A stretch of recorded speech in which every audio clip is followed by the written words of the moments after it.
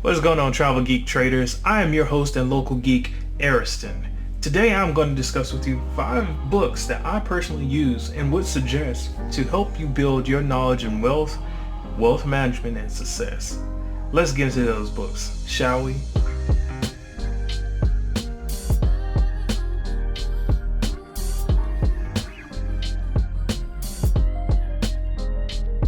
Travel geek traders, let's get to it. I wanted to discuss with you in this first part about why mindset is very important. 80% of investing is mindset. Mostly that prevents you from making racy choices, making choices that could eventually just blow up in your face, and making cool, calm, calculated decisions. So when it comes to investing, you really want to make sure that you have almost like a moral binding towards why you invest in your why, and that has to be concrete. These books, this helped find my why I invest, and what's important to me. But there are some other things that I found out while I was reading these books. And most of these books, you don't have to read the hardcover books. Like I got these for reference. I mean, this is one of the books I'll talk about today. But a lot of these books are available on Audible, and I'll put a link in the description. I'll put a link in the description below, so that way you can get to these later on. If you don't like Audible and you like to have the hard copies of these books, I do have the ability to put in the links here for you to get it on Amazon.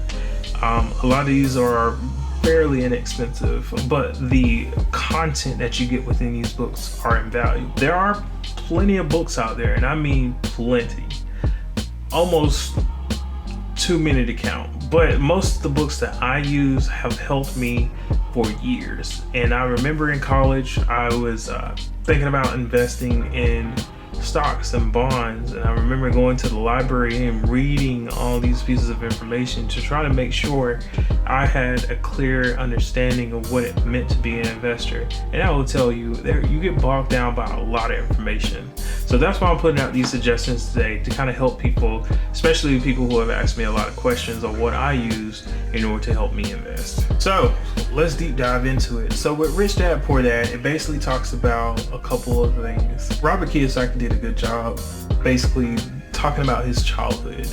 And what he did was he broke it into 2 segments. So he talked about how his dad, which was his poor dad, worked a dead-end job as a teacher. You probably heard the same rigmarole where they were saying, go to school, get a good job, try to get a couple of raises, get a kid, get a house, rack up a whole bunch of debt, and then next thing you know, you're sitting around wondering what happened to the past 20 or 30 years you had. This book does a really good job defining what assets are versus liabilities, what mutual funds most people look at when it terms to how they evaluate what a mutual fund is, what other types of investments you can actually use, and how to basically work for yourself. Robert touches on this in reference to the 2 main reasons why money basically rules us all. He says that when we think about money, we think about money in 2 separate ways, which is fear and greed. Are we working for money because we fear that we won't have it? Or are we working for money because greedy? The way that I approach my concept and look at money is that I work for money because I want my money to work for itself. And eventually my overall goal is to retire at the age of 43 or 45. By reading this book is by learning more of the concepts to improve your understanding of financial literacy. Alright, next person that I want to discuss is Dave Ramsey. Now this book, Total Money Makeover, changed my whole entire perspective on how I pay off debt. Dave Ramsey's story started when he basically racked up a crap ton of debt with his wife. They had properties on properties on properties, and then during the market crash, it all fell down. So you're basically looking at his accounts of how he established these rules and guidelines to remake his financial circumstance so that way he could live the life he wanted instead of looking at other people living the life that he wanted to get. These basic concepts are things that we all can do. even if you don't have a great understanding of financial literacy, you still can take these different paths and layouts that he puts out there as a template, so that way you can make these different steps work for you. First thing is building an emergency fund. Emergency fund can be anywhere from $2,000 to $1,000. It really depends on your circumstance. But the reason why we need to have an emergency fund is because whenever you're in a situation where something comes up, you have a tire flat, your roof on your house needs repairing, anything, clothes for the kids, you want to make sure that you have that money stashed away somewhere. And that is Dave Ramsey's step number one. The next step that I want to discuss about is start a debt snowball. Now, there's different approaches on this. I personally use velocity banking, which is a more advanced concept. It does take some time to establish that, and there are a lot of different tutorials over that. I personally will construct a tutorial on how to velocitize your banking, as well as make sure that you're not paying interest on anything ever, but those will come in later videos. What the debt snowball means is, based off of Dave Ramsey concept, you're paying off debts that have the smallest interest first. So what you're doing is you're knocking out these small interest loans, debts that you have, and over time this builds up a momentum of knocking out serious and more serious debt. Debt snowballing is a good concept and a good strategy if you have minor debts on your credit and you just want to pay things off to make sure that they don't ever come back again. Now, once you establish these habits, you have to maintain them. In the Total Money Makeover, Dave Ramsey talks about establishing a true emergency fund. This is anywhere from 6 to 12 months of expenses. It's kind of hard for people to save up 6 to 12 months, but there is a way. You can automate it. You can do a lot of different things in order to make sure that you have those expenses set away just in case of emergency. Next thing on Dave Ramsey's Total Money Makeover, which is a part of saving up and finishing your emergency fund, is saving up for a down payment on the property. If you already have a home, then this could technically be a rental property if you choose for it to be. Or if you decide to just want to buy like something in reference to like a mobile home or something, or land. All these things that he talks about in his book, especially saving up for the down payment, is something that you can use towards that. But anything like buying another car or buying something that's actually going to take money away, you don't want to do that. The next step, which is step number 4, is investing 15% of your total income for retirement. This is after the step that you've paid off your debts. You are now at the point to where you are establishing and finishing up your emergency fund. And you're now taking the charge to say that you're going to save up to 15% of your retirement fund. After you've gotten past step 4 and you have it down pretty solid, now Dave Ramsey says step number 5, which is save for college. I personally don't have kids yet. I hope to one day have kids. But when I do, I want to make sure that as far as college is concerned, they're fully covered. The national average for student loan debt is roughly $30,000 per student. So you can honestly assume when it comes to student loan debt, that is the biggest cripple for most millennials in 2019. After you've kind of gotten past those points, you now want to pay off your mortgage if you have a home. This is step 6. So you've established your emergency fund. You save 15% of your income for retirement. You've saved up for your child's college or future kids' college in my case. And right now you're getting ready to pay off your mortgage. So the focus is primarily towards knocking down and killing every debt that you have, as well as saving as much as you can, as hard as you can, but not making crazy sacrifices, but making sure enough investments to make sure that those savings are put to work. And step number 7, which is the easiest step, is when it comes down to building your wealth, you're utilizing compound interest, you're taking more time to place investments in mutual funds, and you're taking most of your money and investing it in things that build your wealth. 4-Hour Workweek is a book about automation, and that's the next book on my list. So automating your work as well as how you approach work is something that cuts down on the amount of time that you work and utilizes your time as a currency. So when you think about time, you have to think about it in the way of a currency. Once you spend it, you don't get that same amount of time again. You utilize what you have to do something, and in this case, you're doing something that doesn't necessarily benefit you. It benefits the other people that you work for as well as the company. Let's think about this. With a 4-hour work week, what do you want? Is it something that's advantageous to you that when it comes to a 4-hour work week, you will find it beneficial to you?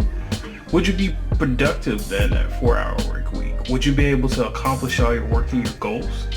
That's something that this book goes into. What you want to do is eliminate all the things that distract you as well as material clutter and things that are around you, so that way you can focus on the things that are important. Automation is the biggest thing in reference to the 4-hour work week.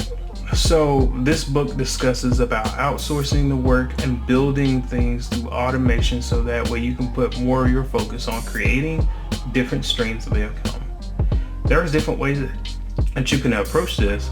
Automation can be something in reference to using services like Fiverr, or basically utilizing other people to do the work for you. Now, the last part of the book is about liberation. Now that you have all this free time, what are you going to do? Are you going to take it and utilize it to make more streams of income, or are you going to take it and basically squander it away? So the book that I held up earlier in the video is The Way of the Seal. This is all about execution as well as making sure that when you make a plan, you follow through with it. It is something that I read as just a pleasure read, but it turned out to be something that was very insightful in terms of how people lead teams as well as endure situations that are not favorable. The Way of the Seal. This is a book that I would highly suggest for people who are highly motivated, and for people who are motivated but sometimes loses a sense of direction. This helps you with having a better understanding of finding your focus, your why, as well as focusing on the mission. The mission that you set for yourself is your reasoning for your why and how you can get to it. So this also is something that I would suggest for people who want to either structure a business or they want to execute a task that they have a hard time dealing with. This book goes in detail about discussing embracing risk, because a lot of the best investors in the world are fearful in reference to how they approach their investments.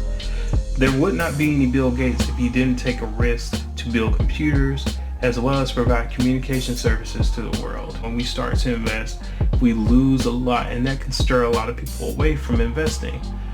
But you have to embrace the suck, which is the biggest thing that they talk about throughout this book. This is the 7 Simple Steps to Financial Freedom by Tony Robbins. Now, I'm just gonna have to break this up so much, because this book is just, it's a lot. It's just a lot. So with Tony Robbins and the way that this book is created is that he took over 200 interviews from Warren Buffett. There's a multitude of different books he referenced from interviews that were all taken from multi-millionaires, billionaires, and innovators, creators. Just a long list of people who have been very successful in what they do. In this book that they discuss about is taking the step to make a financial decision to improve your life. Tony Robbins does a fair enough job, but mostly through a lot of jokes and humor, to discuss about making a very assertive choice in your life to know that you want something different and better for yourself and your family. The next step is step number 2. Becoming a financial insider. A lot of this information is provided by his interviews that he's had with Tim Sykes and other people that are mentioned throughout the book. This insider thing that he's talking about is not the legal insider, but he's referring to being knowledgeable about the things that are within your financial realm and portfolio. All of us have a 401k with our job. We have a lot of things that we have to financially support us, but we don't properly utilize it. So with this particular chapter or section, step 2 is one of the things that you really want to look at to assess what you have up under your tool belt. Step 3 is basically making the financial game winnable. So what you really want to do is make sure that you add up all your bills and expenses. You want to make sure you have a good running total of all your assets, pretty much what everything is worth that you have in terms of your home, car, anything that could be sold or liquidated at any point, and also adding your income. So what you really want to do is kind of have a good idea of where everything stands, so that way at a certain point, if you want to calculate your freedom number, you have the ability to know how much income you need to make in order to make sure that your bills and expenses are covered. So step 4 is making the most important investment decision of your life. This is based off of your own individual needs. For me personally, I invest in stocks as well as bonds. So most of what I personally look at is companies that I use on a daily basis. When investing in stocks, it's very easy to determine what companies you like and what companies are good ones to pick. There is no secret. Just making it bluntly obvious, there is no secret to picking stocks. And most stocks that you would think to be expensive, or companies that you would think to be expensive, truly aren't. Mr. Coca-Cola actually was trading at 47 bucks almost a couple of years ago. So last year, if you were to buy a Coca-Cola, it was like $49, $47. There are companies that we use like Twitter, which, don't quote me, the prices probably change. GoPro, they're roughly below $10 in price. Okay, so next we're going to kind of go into creating a lifetime income plan. So Tony Robbins talks about this within the book, which is using tax-free benefit plans that you can use or find. So for this particular book, he talked about using life insurance as a way to guarantee wealth for your generational family and so on.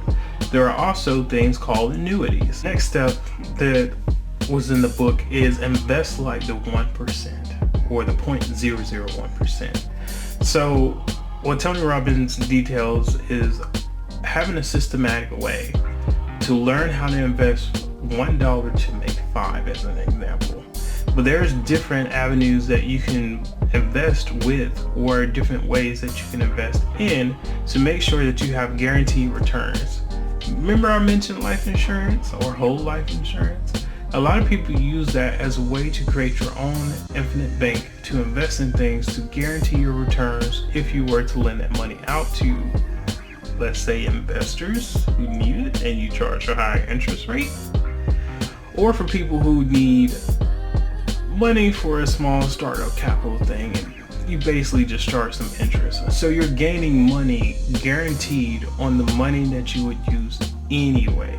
And it builds wealth over time for your family and your family's family. And family's family. Flam. Now, this is the most and crucial, never forget, always has to be taught. Bottom line for everyone on this channel, and also taught through everything in all these books that I have read. It is learn it, share it, and learn more. So always, whenever you learn something about wealth, and it is something that you have diligently researched, share it for free. I will be honest with you, it is pointless to share free information and charge a price for it. whenever it comes to anything that I have or that I learn, I want to make sure I provide that to you all for free. So these are the books that I have detailed in reference to learning about wealth, investing, and other things. So if you can, like, subscribe, look at my channel more and more. It helps with the algorithm. Comment, share the love, and definitely tune in for the next video. All right, geek out.